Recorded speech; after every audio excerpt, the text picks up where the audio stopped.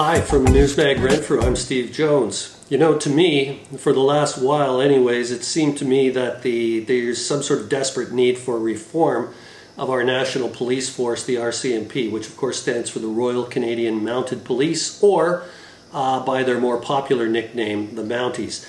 There are a lot of systemic problems within the RCMP and within the ranks of that organization, and these problems permeate into the ability of that organization to deliver the public service for which they are tasked.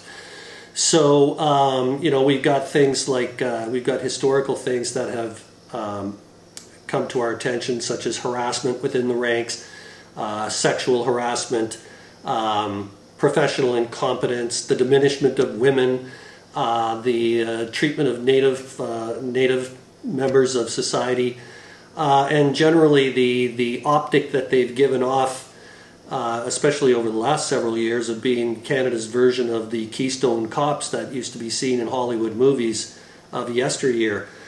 For those of us in Ontario, though, the only time that we might see a Mountie is if we were up on Parliament Hill walking around, or we might see one at the swearing in of new citizens at a citizenship ceremony, or we might see some at Remembrance Day with the observance of Canada's war dead. But aside from that, you know, the sighting of Mounties is a few and far between thing in the province of Ontario, and that of course is because we've got our own provincial police force, the OPP, or the Ontario Provincial Police, and over in Quebec it's the same thing, where they have their own police force, the QPP. So seeing a Mountie in Quebec would be about the same as seeing a Mountie in Ontario. But for the other 8 provinces and the 3 territories, the RCMP is a part of daily life because they are the police force that enforces the law in those jurisdictions, not only provincially or territorially, but also municipally for many larger communities that require police services that aren't covered under provincial legislation. So the RCMP is far more visible in those provinces and territories and municipalities, and so because of that fact, that makes the RCMP the largest police force in terms of numbers of members in Canada.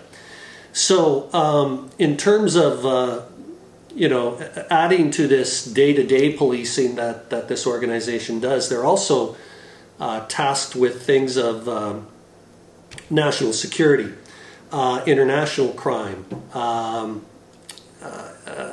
cybercrime, terrorism, both domestic and external sources of terrorism, and anything that's connected to the national security of the nation. And so this, you know, that by itself is a daunting list of tasks, and to add to that the responsibility of boots on the ground policing across provinces and territories and cities across Canada seems like an awful lot to ask of a single organization.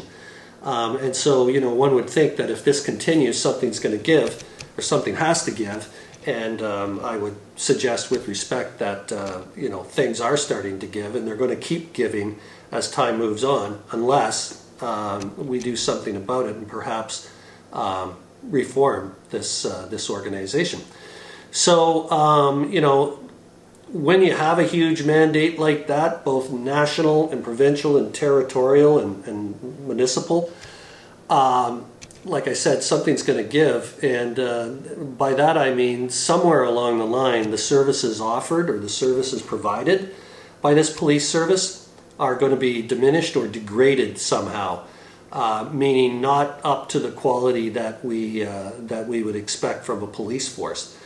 You know, this isn't something that happens by intent, or I don't think it happens through any kind of negligence. It's just something that happens because when there's an overreach of that nature, if I can use that term, then it stands to reason that the bigger we get, the harder it is to handle the smaller details that are part of our kit. And so I just, again, with respect, I would suggest that the RCMP is probably overreached in terms of their jurisdictional boundaries. and the things that they're involved with. So right now there's a conversation taking place at the higher echelons of the force itself and within the federal government, because the RCMP is under the auspices of the federal government. It is a federal police force.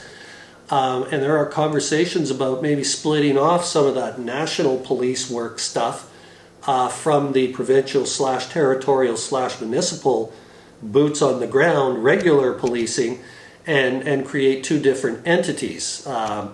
And so you've got the entity involved with policing that we would see on a daily basis, but then you've got the entity that is taking on more and more the look of the American FBI, or the Federal Bureau of Investigation, which is a federal force that is highly trained and highly specialized to deal with the type of crime that they deal with, and that is international crime, crimes that cross international borders, crimes that cross domestic borders, that become interstate issues.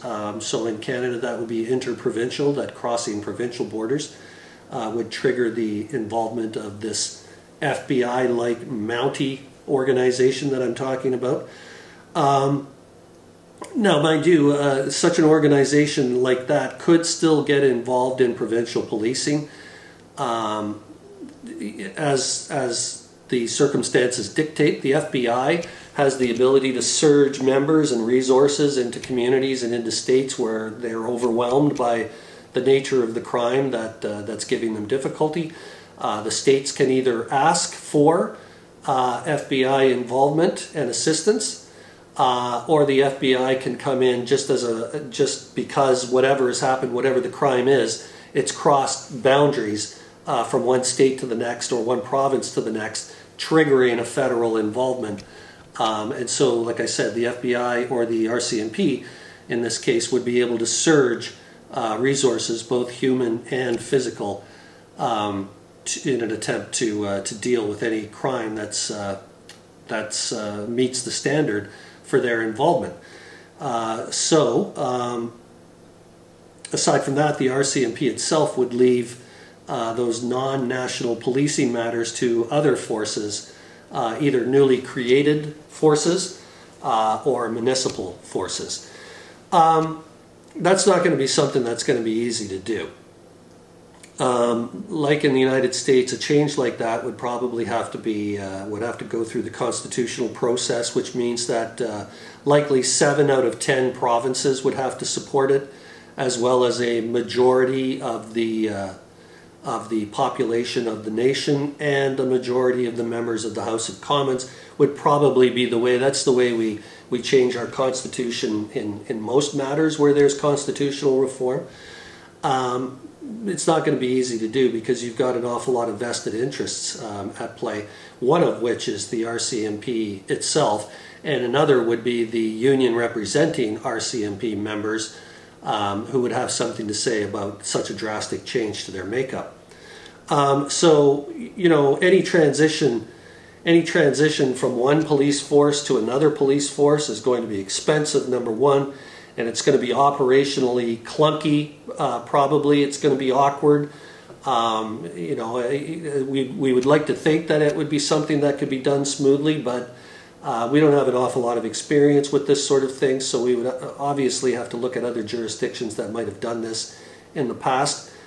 But at the end of the day, of course, if you want a police force that's more fit to task than the one that's currently there, then a little bit of awkwardness and a little bit of expense over the course of the short term I don't see as prohibitive towards the effort to make a better police force for both the national government and the provincial governments as well. The transition to provincial or territorial policing, as I mentioned, would be awkward and expensive unless you did something like rebadge current RCMP detachments as provincial police detachments. I know that sounds like a really simplistic thing where you change the name out in front of the building and you change the patches on the shoulders and away you go. But as far as ideas go, it's not the worst one around, and it might be the easiest one. Now, I know the RCMP being a federal force, the membership of that force may have plans to transfer into Ottawa, into headquarters and things of that nature. Well, I mean, you give those people time to sort of suss out where they're going to fit in the new provincial police force, or if they want to continue working with the Mounties as part of the federal policing responsibilities. And so we give them time to make those professional choices. It's not like we're going to lay people off, or it's not like we're going to downsize, or it's not like we're going to contract or anything like that. It's not like the people who work indoors in administrative jobs, the people who support the people who have the boots on the ground. It's not like we're going to get rid of them. We need police officers, and we need the support staff that back up police officers. And so, and you know, so I mean, if in the case of Alberta they want to have a provincial force, well, let's just take the RCMP infrastructure that currently exists in Alberta, and as I said, rebadge it as the Alberta Provincial Police, or whatever they wish to call themselves.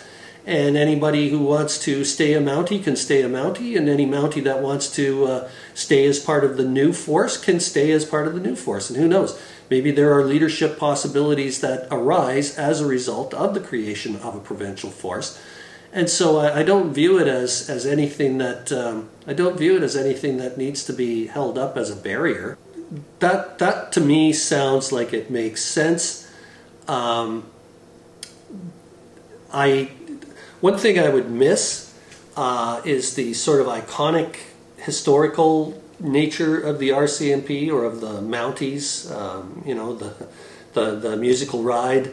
Not that it's a big deal, but I mean, come on, it's the musical ride, so it's part of Canada's fabric, if you will. I don't mind that, you know, you usually have the Mounties leading the royal processions, whether it's funerals or whether it's coronations or what have you. I think that's a point of Canadian pride to have those Mounties leading the entire empire on such significant events of the royal family of a nation that, you know, used to be our parent nation until we achieved our independence. So that's a point of pride, I think. And, you know, the whole Stetson thing and having the Mounties available, you know, as I said, at Remembrance Day observances or citizenship court or anything of a national nature, I don't mind that iconic look to the RCMP being continued. It makes for some really cool merch, I would think.